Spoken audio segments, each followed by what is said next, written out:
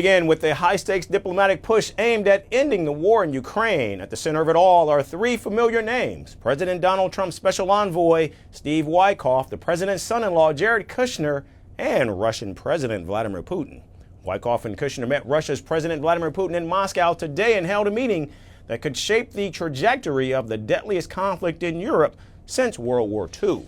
The White House says it is very optimistic about the latest peace blueprint drafted by Washington, especially after a weekend of intense discussions with Ukrainian negotiators in Florida.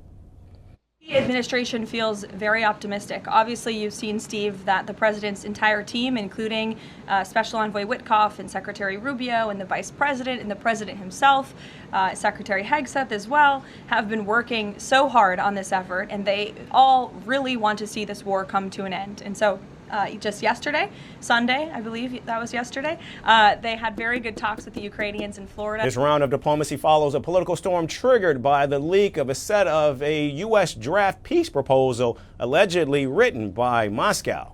Those documents rattled officials in Kyiv and across Europe who believe the initial plan leaned too heavily towards the Kremlin's demands. Europe pushed back almost immediately. A counter-proposal was drafted and a tense meeting in Geneva followed.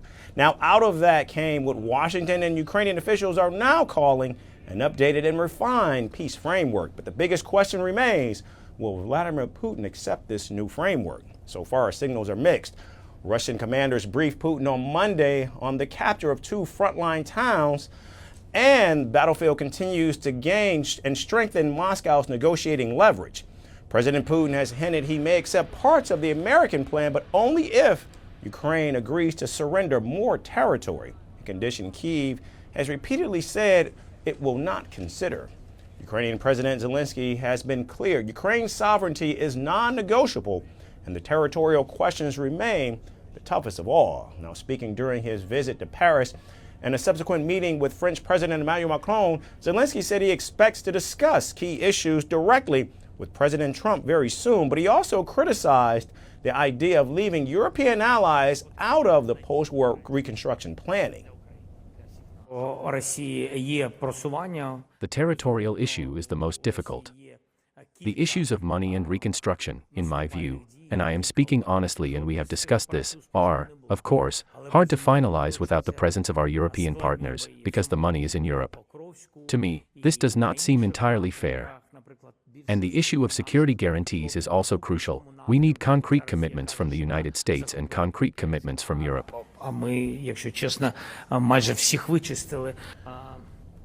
Macron, too, echoed this point, insisting that any final deal must include not only Kyiv, but also European powers. When we talk about peace, each one of us has a role to play. For Russia, it's to stop the aggression and has not given any signal, any proof that go into this direction. Ukraine is the only one that can talk about territories. It's about its own territories and sovereignty recognized by international law.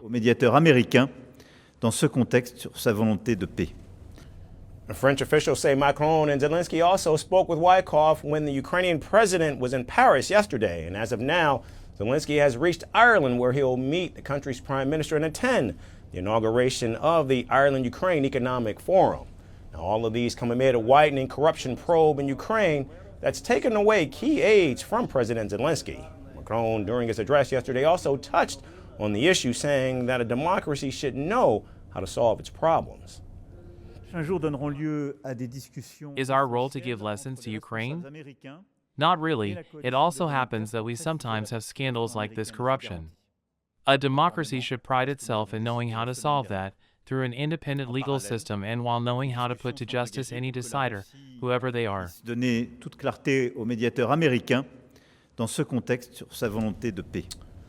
as Witkoff and Kushner sit down with Putin today, the stakes could not be higher. A revised peace plan is now on the table. Washington is optimistic. Kyiv certainly is cautious, while Europe is still insisting on a seat at the table. But for now, the world watches, waits, and hopes the next move bends the arc of this war towards peace and not towards escalation. They promised glory. They delivered fear. They shape nations. They scar generations. From brutal purges to propaganda machines, from stolen power to violent falls from the throne. Welcome to The Dictator, a series that strips away the myth and then exposes the men behind the tyranny. History remembers their power. Firstpost reveals their truth.